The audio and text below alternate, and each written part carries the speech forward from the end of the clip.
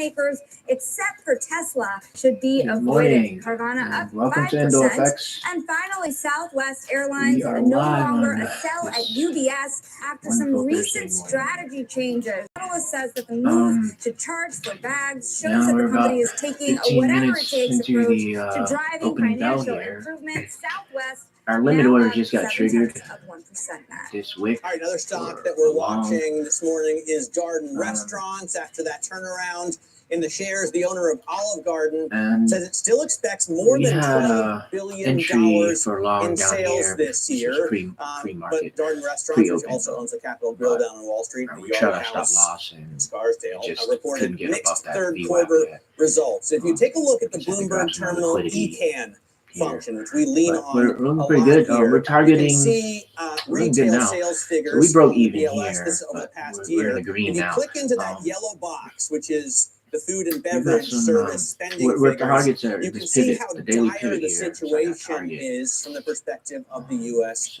consumer. Here to talk more about eating out is Michael Halen limit order of here Bloomberg at this Intelligence. week. Michael, let's focus first on Darden specifically. It could have came back to the Why do you VWAP, think the shares are doing so well after the company missed its this fiscal third quarter revenue and profit? It went so fast. I missed it. Listen, man, they missed by a teeny little bit. Give them a break, man. Going into the number, restaurant stocks have been taking a beating, right? With this down move in the market, there's been a lot of consternation about the consumer sentiment numbers, right? And we take issue with some of those, but everyone expected kind of a softer quarter. Same-store sales are up about 60 basis points, but the real news is that quarter to date, sales are up more than 3% for Darden as an enterprise, and that sounds like for two micros. Olive Garden Uber Eats initiatives quickly ramping for them. It's making up about 2.5% of sales now at restaurants that have had it for some time. Longhorn continues to outperform, and fine dining did a lot better than expected. So, we're looking forward. The market's looking forward, and that's why the stock's up so much today. What does it say, this particular company, about where the consumer is right now in terms of what they're willing to pay? I believe home sales at 10 this morning. I think it's a pretty good gauge because they have a wide range of different chains, right? They range from Olive Garden and Cheddar's, which has a pretty significant number of low-income consumers, to the high-end fine dining, Ruth's Chris, with lower home sales and chains like that. So I think that for that reason, it's pretty good. But at the same time, Darden has done a good job of pricing below its competitors since the start of the pandemic by maybe 600 basis points. And so for that reason, we came into the year expecting Darden to kind of outperform their peers, and they've done so today. So you say you take issue with some of the negative consumer sentiment numbers, Michael. We showed that ECAN function and food and beverage services spending seems to have gone down a lot. The consumer across the income spectrum has a lower bank balance than pre-COVID and higher debt than pre-COVID. Do you think we're being too bearish? It's just a weak market. I do. I do. Yesterday, for a few reasons. First of all, survey data. If you read the Michigan sentiment survey, it's become highly politicized. And then also survey data. People often like to say one thing and do another. Or as my friend Alan Hickok at BCG likes to say, people like to talk skinny and eat fat. So it's not, the most important thing we've got. Credit card balances are rising still, but at a much slower pace than a year ago. The delinquency data is a lot better than a year ago. I think tariff headlines have scared people, but when you really dig in, some of the CEOs that we've talked to said that the slowdown in January and February was kind of broad-based against all consumer types. Right, and that to us, says it was more impacted by weather, which Darden credited about 100 basis points of their slowdown. More volatility to a very bad flu season, right? Because we know high-income consumer balance sheets aren't worse than they were a year ago. Just a month ago, we were seeing all-time highs in crypto. home prices and the S&P. Obviously, S&P Brazilian coffee today, 1% or so since then, but still robust higher than it was a year ago. So consumer balance sheets aren't a whole lot worse. In fact, that we think most of the balance sheets are better than they were a year ago, and that's why we're top 3. Part of the reason why we're more restaurant stocks. Also, we're lapping a restaurant recession. Sales were horrible last year. Michael, I appreciate it. We appreciate you joining us here on Bloomberg Open Interest, and I love your haircut. That is a nice, the whole thing that you've got going on. Nice bull. That's fantastic. Michael, and I save a lot of money on haircuts. Bloomberg Intelligence. In the next hour, we get another read on the consumer with the CEO of Newell Brands, which owns Rubbermaid as well as Elmer's Glue. This the upside is here Bloomberg before Open Interest.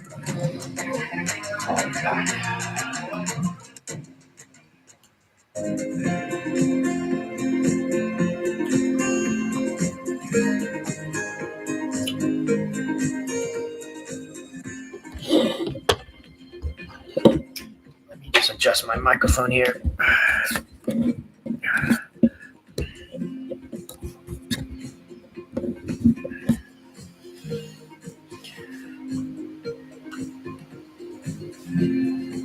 Oh yeah, that is. Oh, no, that's some high liquidity, high volume in that move. Oh, big rejection. At the top there, took out the high, but got rejected. See how this candle plays out. A lot of volume in this. Bringing you up-to-the-minute financial news whenever and wherever it happens. ES is trying to get their chew, but a bit more sluggish here. Bloomberg brings you breaking news 24 hours a day, powered by more than 3,000 journalists and analysts in more than 100 bureaus across the globe. Bloomberg Television. Context changes everything. Just pardon me a minute. I'm gonna hit the restroom before the news release. The people. Tectonic shift emanating from Washington. All we're looking for is clear rules and the ability to build in the United States. Crypto shouldn't be partisan. The transaction. Really a record-breaking moment. Crypto VC is back, and the technology. It's really the beginning of a global on-chain economy. And if America doesn't embrace it, we're going to be left behind. Bloomberg Crypto, only on Bloomberg.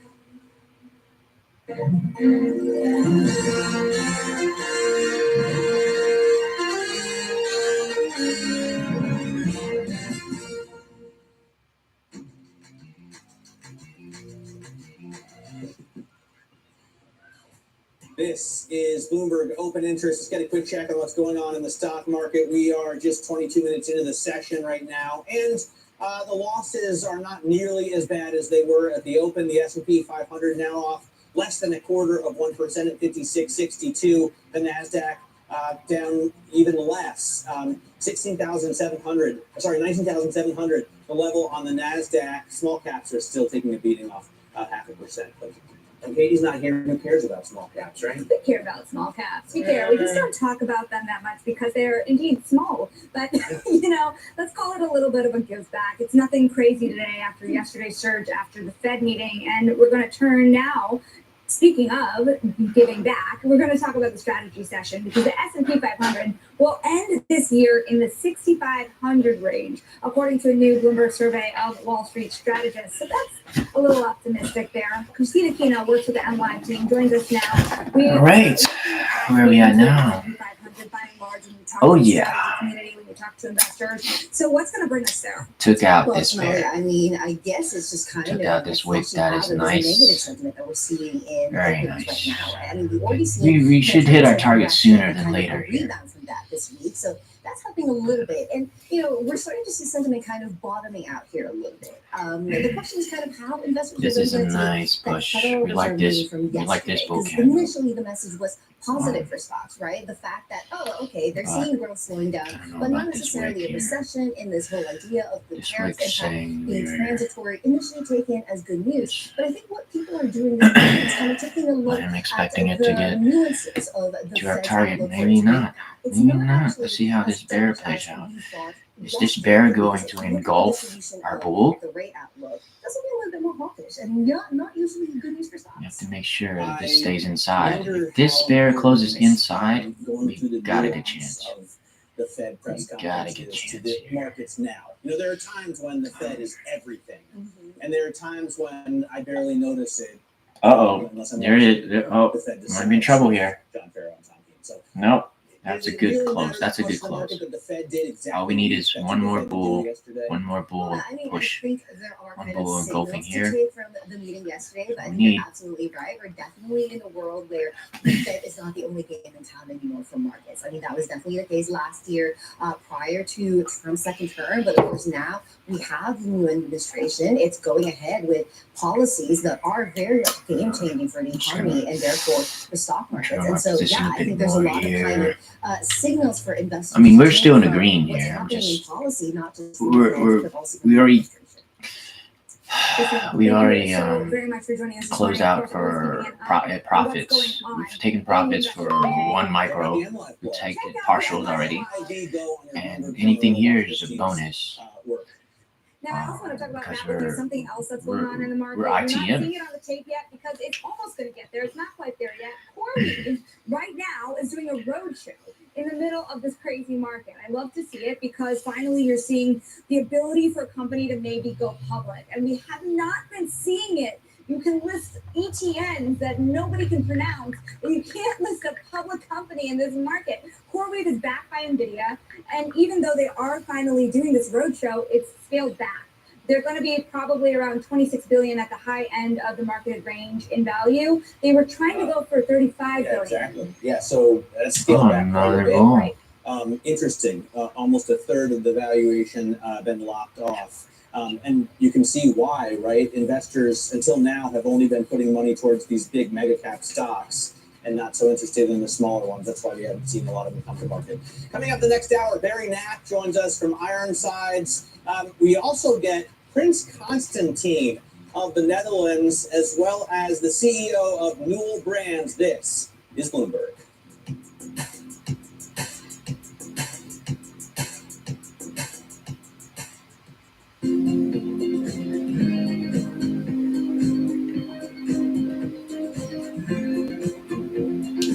Yeah, we might not get there yet. It might. We might just stay below the pivot today, and that would be a strong sign of the bears.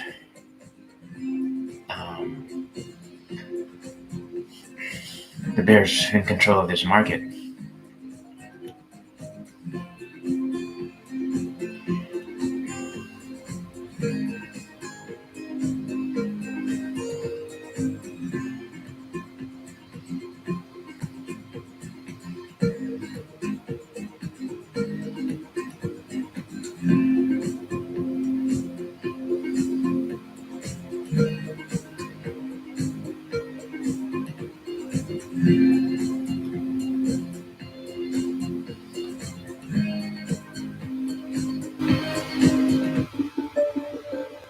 And Davos, you were asking a question of President Trump, and he didn't quite answer the question, and he asked you a question. So the question he asked you was something like, why are you not banking certain groups? What is the answer? I don't think he gave you a chance to really answer that question, but what is the answer to that question? Well, first off, the Bank of America has 70 million consumer customers and millions of small businesses all over the country, all over the world. And so we bank everybody. All right, here we go. T-minus 2 minutes. Oh, actually, 1 minute. T-minus 1 minute to today's news release. Secrecy Act, KYC, know your customer, know your customer's customer. Yeah, there's a lot of burden on the banking system too. Home sales. What do we got? Do a lot of analysis. And you have to close accounts, which is helping you out a bit. And often they're told by shortage of those accounts. That creates confusion. Another area comes out from the questions. In the crypto area, where the regulator said you can't bank crypto operating companies, employees of crypto companies, etc. We're so close. We are so close. The operating company, they said that's a high risk activity. asked us for authority, and guess what? We don't have the authority. So that came up. So at the end of the day, it's about getting these regulations right. Middle East and Africa, vibrant resources and high Yeah, yield nice. investment opportunities. Nice volume. Join me on Horizon. Good volume in that bull push. Newsmakers and insights from this exciting Breaking the high. Only on Bloomberg. It's a multi-trillion-dollar industry. The opening high, opening range high here. Here's the release. What do we got? What do we have here? Oh yeah, let's see. A little more here.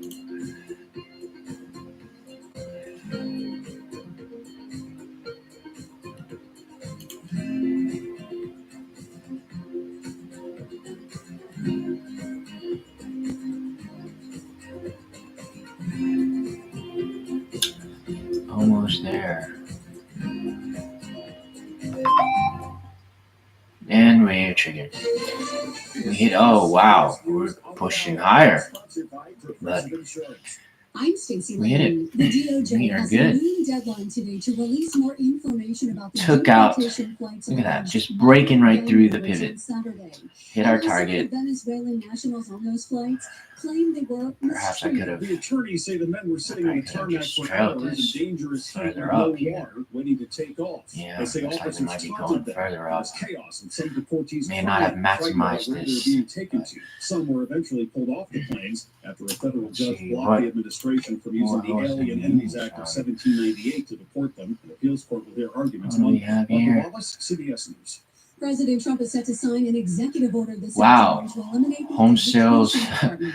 Judge exceeded Collins with the expectations. educational The Trump administration says That is a bullish sign. chairs around. They're getting rid of the department Could head, very they're well all the staff, continue but up other for important today. services and funds The that are bulls might necessary. reclaim today. We'll see.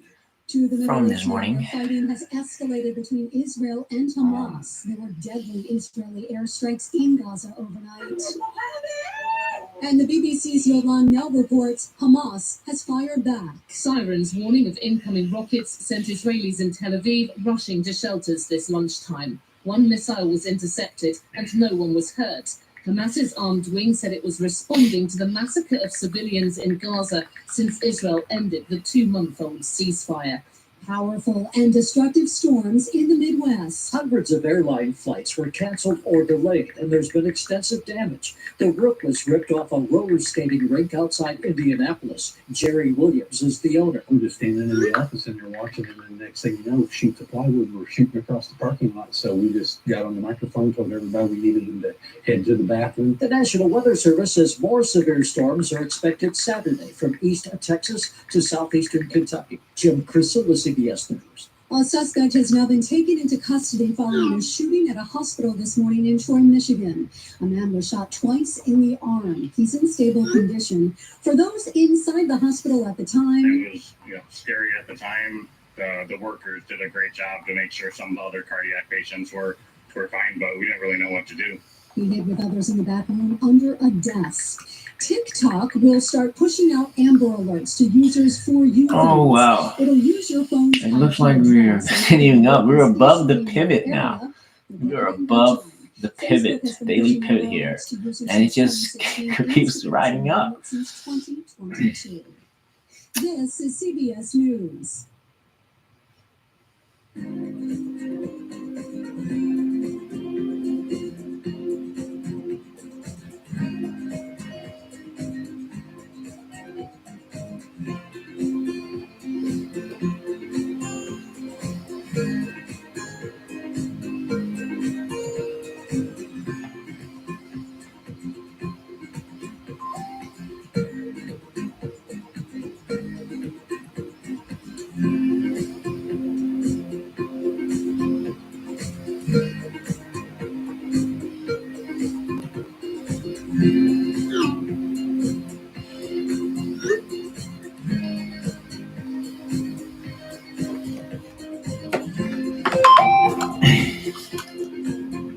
Oh yeah, look at that.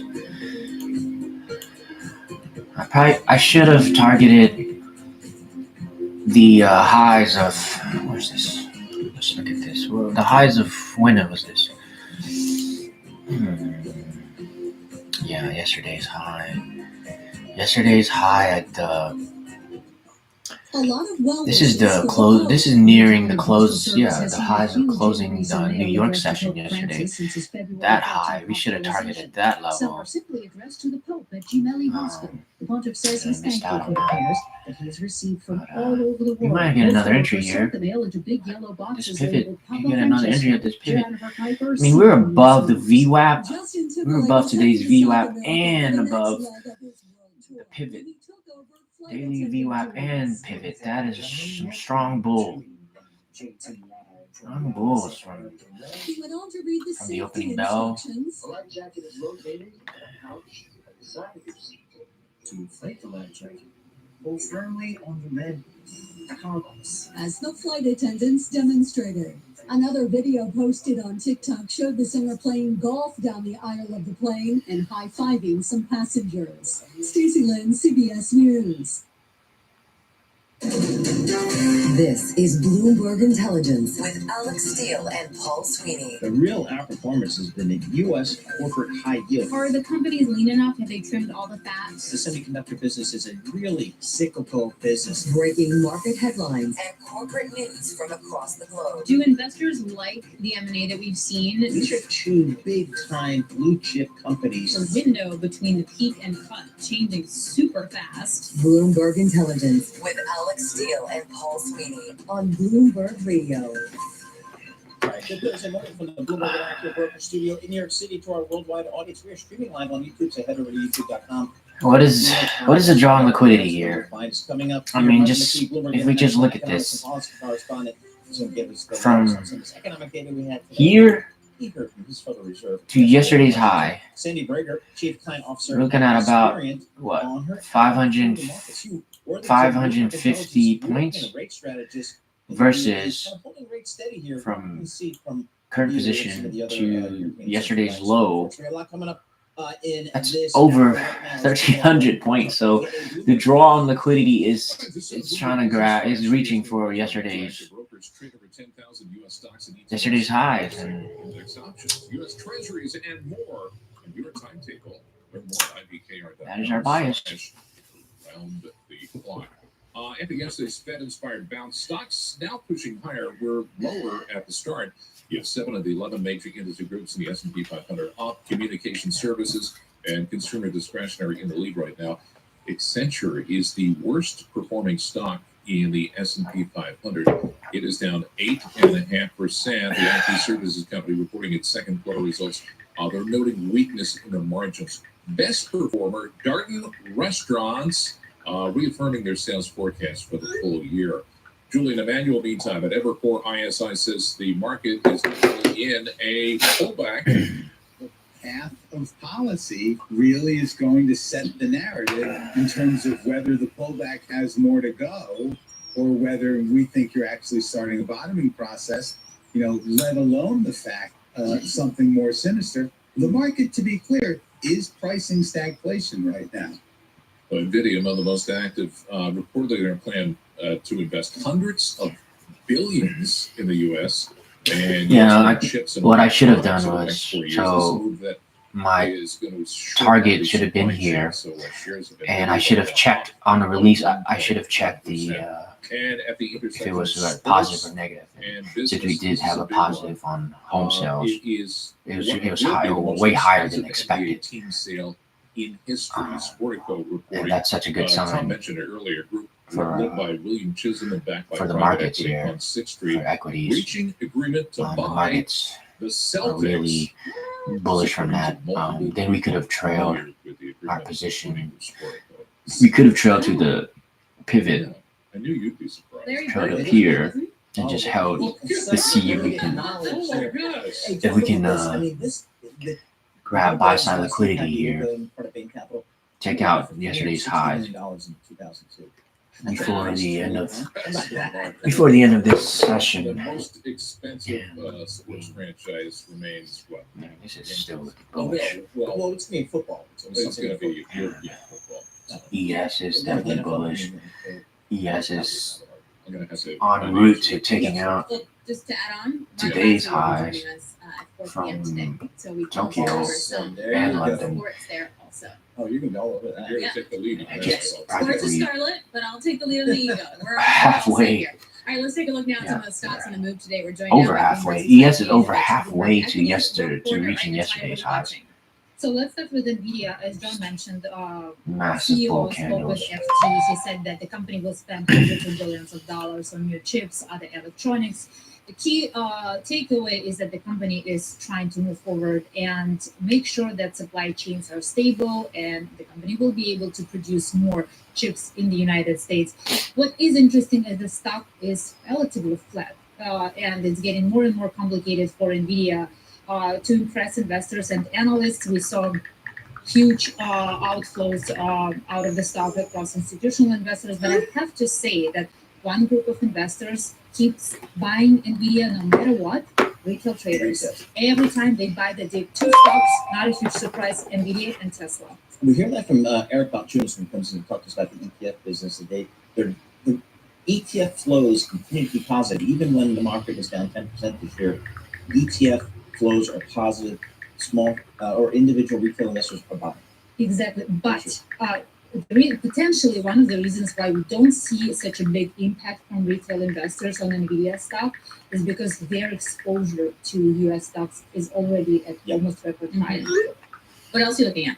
Yes, so one company from the retail sector, it's called Five Below. The stock is up by 7% today. This is a so-called specialty value retailer. It's like a Dollar General, but similar.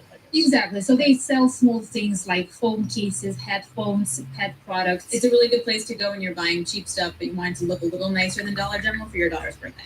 Oh, that's how it figures. Okay. Anyway, yes. Go ahead. So this is why it's interesting. We saw that results came above expectations, but again, it's getting more difficult for companies, especially retailers, to impress analysts. We saw 2 downgrades from Barclays and Morgan Stanley, and analysts are saying that huge headwinds we could see from tariffs. And again, it's guidance, sales is not enough to, beat. I mean, we're seeing that. I'm hearing that more and more, I guess I should say, as it relates to the retailers. Analysts downgrading the stocks because they say, I don't know what's going to happen on tariffs, but I know a lot of these retailers get a lot of their stuff from China, and I just know we kind of have a sense of where the existing tariffs are in China. If anything, they might even go higher. I'm out of here. Right. I mean, and even the companies that tend to be loved by folks that like retail stocks like Costco are also questioned there too. Like in a slowing economy, that's going to get hit no matter what. Not even layering in any exposure to China, which they might have very little, but nonetheless, that puts perspective to Five Below. What else? Well, Carvana. We might be consolidating a bit here because that came lot after of take 5% profits where analysts upgraded the stock at to this overweight level. neutral. And this is why I think it's interesting. Analysts Rejection. said that Rejection basically again. Another. So bulls here. This bull candle rejected. Look at that massive wick. From tariffs because demand is local, everything is already here, and so analysts at the same time downgraded Stellantis, Rivian.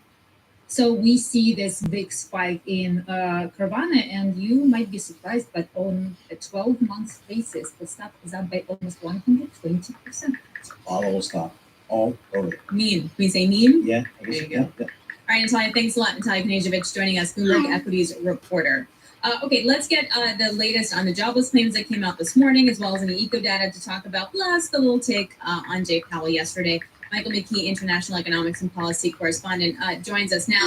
So jobless claims kind of steady here, and the Philly Fed business outlook wasn't terrible. How about that? Yeah, that was the headline number was pretty good news in the sense that it was 12.5, more than the forecast 9.0. But last month it was 18.1, and we saw a big rise also in prices paid, which is what everybody's keeping an eye on in terms of inflation and the Fed. So it's mixed news at best. 223,000 jobless claims, weekly outlook. Initial jobless claims, that's up from 220, so a very small increase. And the number of federal workers filing for unemployment benefits went down to 1,066 from over 1,500 the week before. So that is probably because people don't know if they're fired. They're fired, they're rehired, whatever, and then they may get severance. So it could be. I mean, that's a real thing. Down there, we have a note from one of our Washington D.C. listeners saying, "Hey, this is real down here. They're getting it's a real issue for the folks down in the greater D.C. area. I'll be interested to see when it does show up in the numbers. But a lot of folks down there are rightfully concerned. What was your takeaway yesterday, Mike, from Fed Chairman Jerome Powell? I think basically the message he was sending is that we don't have any idea what's going to happen, so we don't know what we're going to do, but we'll do the right thing, whatever it is. And right now, where monetary policy is a pretty good place. It's not really slowing down the economy too much, but maybe just enough to keep the pressure on inflation. And with the inflation numbers that we've had, it's an appropriate level for us. So we didn't have to move. We don't know how to move, so we'll just sit here. And everybody wants to know, what does it mean for the future? And basically what I was saying afterwards was take everything that Jay Powell said in his news conference after he said good afternoon and throw it out. Because it's not going to have any shelf life at all. I mean, he explained things, okay, but in terms of people on Wall Street trying to divine what's going to happen, Okay, but nonetheless, if we look at, say, the growth issues versus inflation issues, do we have Fed raises prospects for stagflation Fed is more worried in about 2025 outlook here. It's going to be interesting. And this is one of the reasons we've already got inflation going. Put a lot of stock in what we heard yesterday, because inflation, we know the PCE is going to possibly stagflation. Jay acknowledged that yesterday. And that's not good. The growth numbers have been strong, and we've been running ahead of potential growth for some time now. But the latest data have suggested that we are in a slowdown. Powell alluded to that yesterday, but said it doesn't look like it's a terrible thing, we're falling off a cliff. But it is something to keep an eye on, because if the data collapse more quickly than anticipated, we'll see Fed action. To what extent does the Fed listen to the stuff we listen to, like when the airlines come out and cut their earnings, or somebody like Kohl's cuts their outlook, citing uncertainty in the marketplace? Does the Fed look at that soft data? Oh, sure. They're looking at everything. And you mentioned airlines. The fact that people are traveling less suggests that consumers may be pulling back a little bit on their spending because they're getting a little nervous. And this is the time of year when you would start to see ticket sales go up, because people are starting to plan vacations. So that's something that the Fed definitely wants to keep. But then you get Norwegian Cruise Lines, who have get a pretty bullish outlook, and that's those crazy cruising people like Charlie Elliott. Yeah. That doesn't matter what's going on in the world, they're getting on their cruise, baby. That is true. We're also watching, of course, business spending. Yep. And we had, you were talking about a minute ago, a rather large business spend. Yeah. Mm-hmm. You know what was interesting? You know what stock bounced on that news? Manchester United. There? No, okay. He just really Madison went Square there. Garden. Oh, yeah. Because the Knicks were valued until today Get that. at $6.1 billion, which is what the Celtics sold for. And people would say, well, if the Celtics in a smaller market with less media, Still would have been good here. the Knicks That makes sense. Still Okay. It's Still the thing above with the valuations pivot. in sports. I love that. Thank you, Mike. I noticed you're Still above the Hey, pivot. I knew that Larry Bird played for the Celtics. Just so continuing that's not higher. I my mean, ability to it's a go. bull's And I also market. pulled up my bracket Tom team just because he told me to. All right, coming up, we are going to be breaking down the markets as well as taking a look at the equity market. Still kind of struggling in this direction.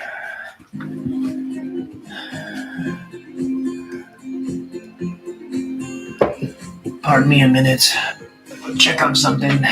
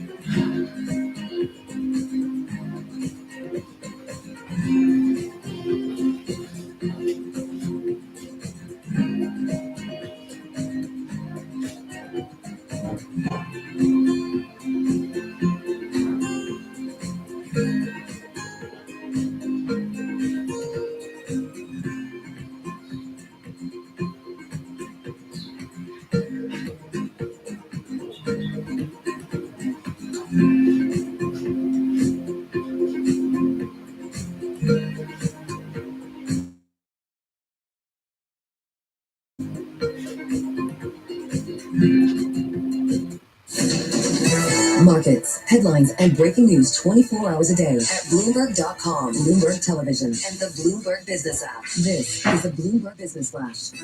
Yeah, I'm John Tucker in the Bloomberg Newsroom with this Bloomberg Business Flash, and we're being brought to you by Oracle. Attention growing businesses. Oracle offering to cut your current cloud bill in half if you move to Oracle Cloud Infrastructure. This is for new U.S. customers with minimum financial commitment. Offer ends March 31st. See if your company qualifies at oracle.com/Bloomberg. The data we got at the top Looks of like the we're hour still is reaching market for sales of previously yesterday's this is highs. full of used homes in the U.S. Okay, unexpectedly bouncing back in the month of February. If you annualize this, it comes out to 4.26 million. That is a figure that has again given a lift to stocks. Some of the individual home builders, for instance, they're higher. Pulte They come back a little bit in that period. You know, they did. They did, yeah. Yeah, Pulte up 1.3%. Nvidia aiming to spend billions of dollars to procure U.S.-made chips. Treasuries are up. Over the next 4 years, is according to the 2, 5, 10 years. Basically, They're all up. shoring up in the U.S. and they're going to shore up the supply. Nvidia is up. Nvidia shares right now Up 0.9%. That's among the most. 0.9%. Among the most active. Tesla. And we just continue to go higher. 15 months it's been on the U.S. market. Shares of Tesla, they actually turned higher now with the rest of the market, up 0.2%. S&P 500, 20 points higher. That's a 0.4. 5696 the index. The Dow up 162 points. The Nasdaq 197 points higher. It was up 0.5%. On the Celtics news, so I had to find out, because I asked the question earlier on the year and I didn't know the answer. The most expensive sports team right now, it would be the Cowboys. Okay. Somewhere over $10 billion. Gotcha. Is NFL the most expensive sport? Yes. Oh my lord. Most valuable. Even more than Did not I maximize. don't know. on a global basis. No, the entry My here. question had to do with the Another global entry here. sports team. Possible there. Guess Down who's to coming up? another Scott good Sasha. here. Get He's back the in. editor-in-chief of Sportico. Let me see. Far and away, the folks at Oh Sportico yeah, are the from best. here to there is another Doing 300 this points. Scotty is the best of the best. Yeah. in Yeah, terms he and of Obi. sports. He also used to work here, so. Evan W. Williams. So those two guys work with him. Okay, they're coming up. Okay. They're coming up, so we're going to break all that down. In the meantime, let's take a look at the market and kind of what you do if we are going to be in a stagflationary environment for a little bit. If you believe that, how do you manage it? Sandy Brager is Chief Client Officer at Aspirian, and she joins us now from California. So if we kind of like flirt with the stagflation scenario, a little lower growth, a little higher inflation, how do you manage that? We're not totally worried about stagflation at this point. We think the economy has been very strong for the last couple of years, and sure, it looks like it is going to slow in terms of its growth. So far, inflation has been stickier than anyone would like, but it should be in check. But in terms of portfolios and how we're working with our clients, who are corporate executives, family business owners, and entrepreneurs, we're still thinking diversification is really important. Volatility, regardless of stagflation or not, we think is here to stay, and having a very diversified portfolio makes a lot of sense, not only for the near term, but for the years ahead. And that's been a very different situation than what has worked best over the last 15 years, actually, if you go back and look back over your shoulder. Sandy, what's a diversified portfolio for, I guess, your typical client? Stocks, bonds, all alternatives? Are they a part of that diversification? They are, Paul. Yeah, we have a fair amount of stocks, and within the stocks portfolio, we're tilting toward stocks that haven't done that well over the last couple of years. So we have a lot of value stocks, small cap stocks, and a large tilt toward international, which we think is important. On the bond side, that could be up to about a third of a client's portfolio. We're looking on the shorter end there because our clients are in the highest tax brackets. We like muni bonds a lot. It makes sense from an after-tax perspective. And then we have anywhere from about 10 to 18% of client portfolios, mostly in alternative investments. And these are liquid alternatives. And they might even include things like gold that have been doing really, really well this year. What about European equities and sort of expanding on that? Does that rotation have legs? We think so. It does look like Europe is about to spend a lot of money on defense.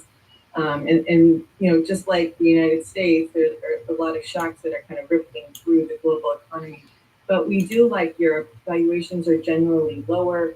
Looks like some interesting things could be happening in Germany. Otherwise, France and Switzerland There it are was, looking good right from there. our perspective. And they've been doing really well this year as the U.S. stocks have been correcting down. How about on the fixed income side, Sandy? What are you advising your clients here? We're looking at the 2-year Treasury, 3.95%. Right here was this was the second entry. Missed it. Is that okay? We missed the second opportunity We're here. taking a lot of credit risk right now, Paul. We think To that get it's staying on the shorter here side of the curve. another 450 points. Extra return available on the longer term side of the curve at this point. But we do we do pay attention to the fixed income, and we are a little wary with clients, reminding them that there is risk in fixed income just like there is in stock. So as we've experienced the volatility so far this quarter, some clients have been asking if they should be rotating more to bonds, and we think we don't think that's the case. We think having a fair amount of bonds in the portfolio with some interest rate exposure makes a lot of sense, but not going too far out on that curve. Sandy, thank you so much. We appreciate that. Sandy Breger, Chief Client Officer for Aspirian, joining us via Zoom from San Francisco. Again, one of the really interesting stories out today on the Bloomberg terminals about the Boston Celtics consortium, including STG Partners co-founder Bill Chisholm, who's actually originally an investment banker in Robert Mineland Shop, reached a deal to buy the Boston Celtics for $6.1 billion. Just extraordinary. And you want to talk about the valuation of sports franchises, there's one place you have to go, and that's Sportico. These folks do some outstanding work there. Eben Novy-Williams and his partner Scott Soshnick. Scott Soshnick joins us here. He is editor-in-chief of Sportico. Hey, Scott, I'm a Knicks fan, but I recognize value. And boy, this Boston Celtics, they're getting a rich valuation, aren't they?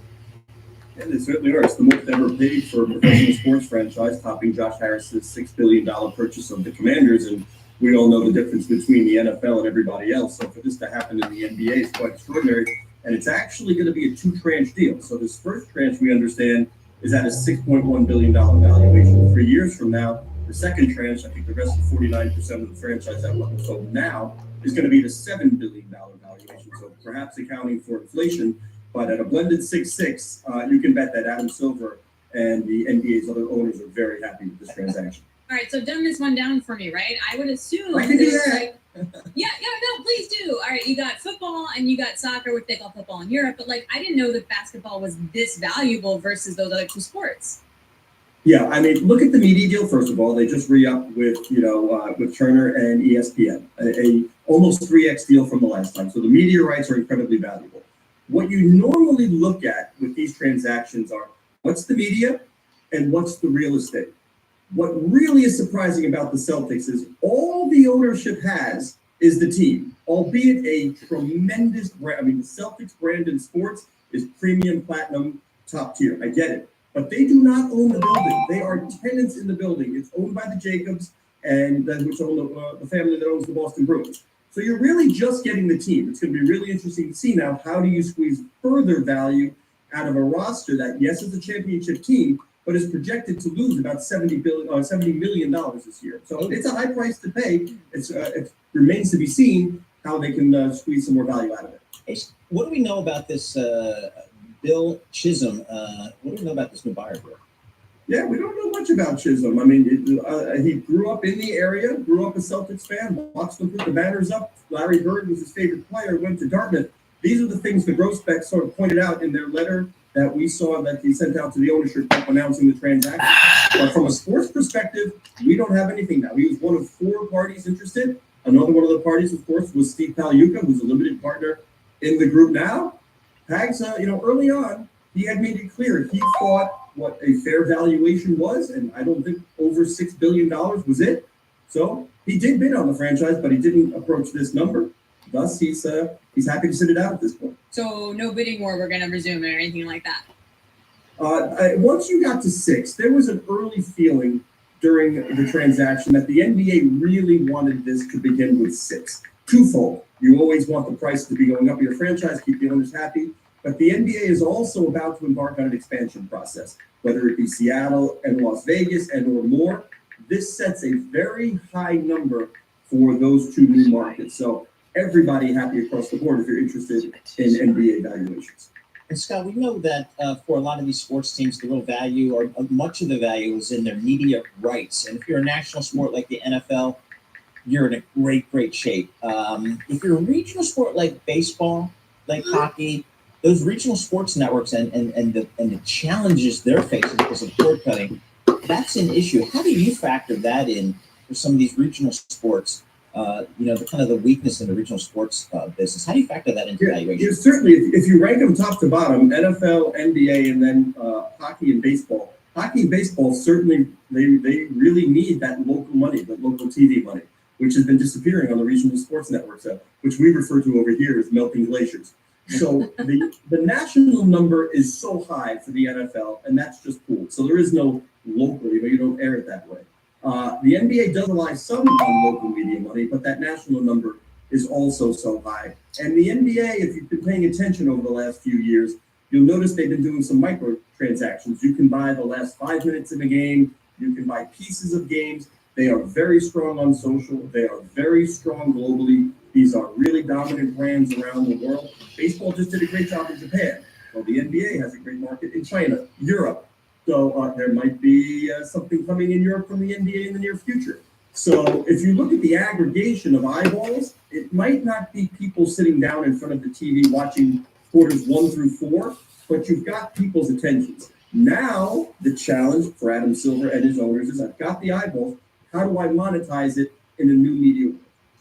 Actually, that's a great question because I was going to wonder, how do you squeeze value? And you mentioned the Celtics in terms of the real estate, and how do you then squeeze more value? So in general, how do you do that? Excellent question. I can't answer that question until I know what the new ownership group is going to do. I would say that a global audience would be the place I would start for the NBA. You have new markets in the U.S. We mentioned Vegas. We mentioned Seattle. That will bring a high price point.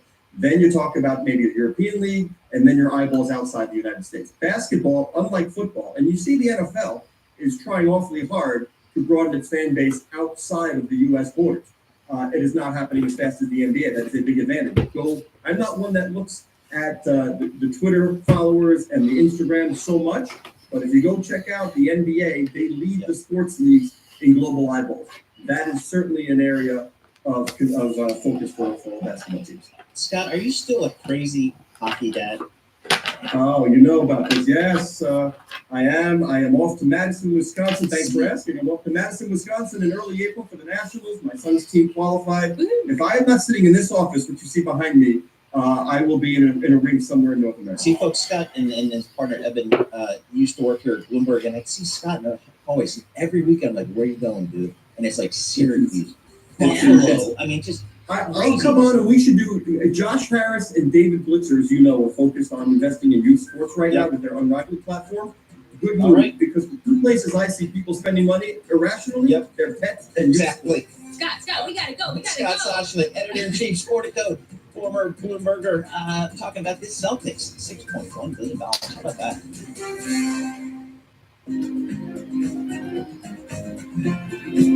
Let's see if we can stay above this VWAP here.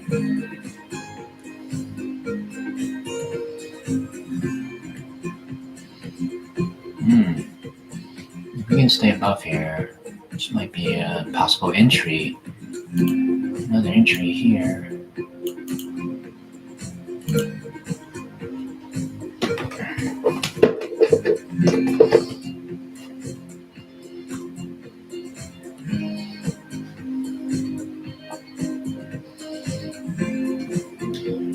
This could swing back down because we're inside. We're inside this bearish range.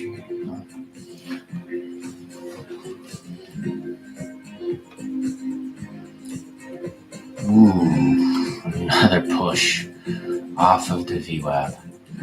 All this volume. Reclaim this level and look at that.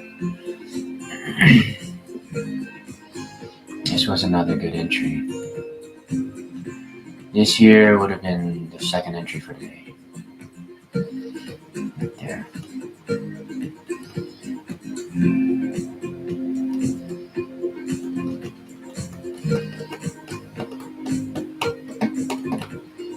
Well,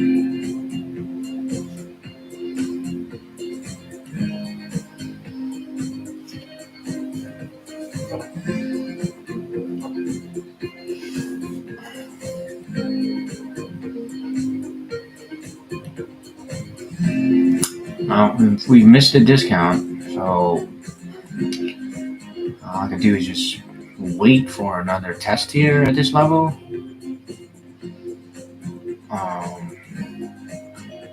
This is too high to buy, too high to buy.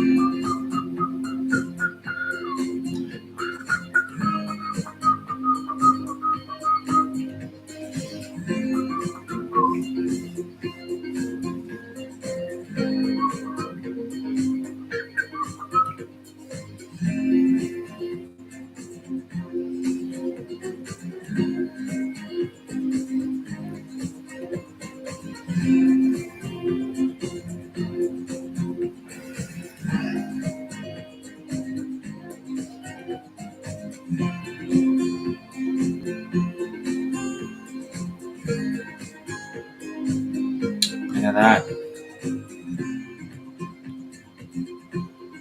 We have failed to displace above this of our above this high. Failing to displace here.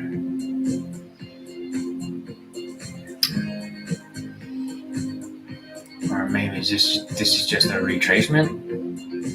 I thought this was the retracement.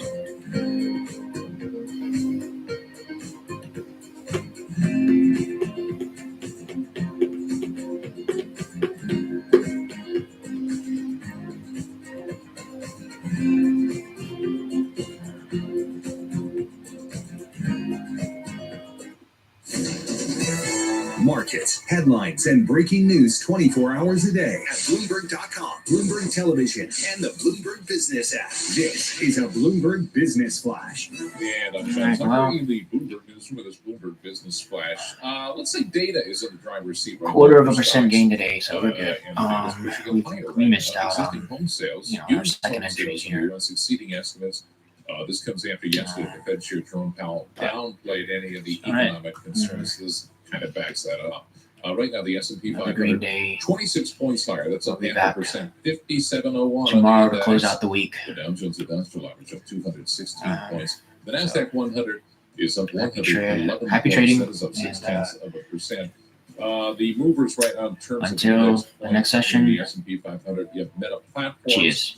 That is up 4% right now. NVIDIA up 1.4%. Amazon.com 1.3% higher.